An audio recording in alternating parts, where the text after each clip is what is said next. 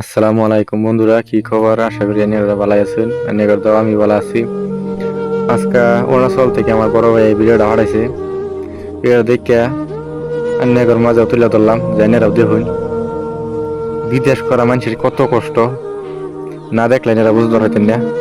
দেখুন রাত থেকে মেঘে কিরম মেঘ পড়তেছে, তারা মেঘের লেগে রান্না বেড়ে খাই হইতেছে না, কত কষ্ট। যেন থাই এই রুমের মধ্যে পানি উঠে পড়ছে। এই রুমতে বাড়িবার মতন রাস্তাটা নাইকা, খাইব কই, রানবার জায়গা নাই, উপাসী তারা। রাইতে ভাত রান্দা বাড়ি আছেন, সব পানি উঠে বাইসে গেছে, এনে দেখতেছেন। রুমটার মধ্যে খালি বিছনা তুলছে না পানিটা, আর সারা রুম পানি ভরা। এক ভাই বিছনা থইতে রয়েছে, সারা বস্তু পানির তলে ডুবে গেছে। আর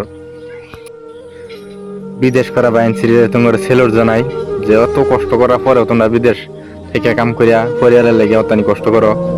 দেখুন কত দামি বাইকটা এই পানির মধ্যে আধা ডুবা হয়ে গেছে। ভিডিওটা বেশি বেশি শেয়ার করে সবাই দেখার সুবিধা করে দিন।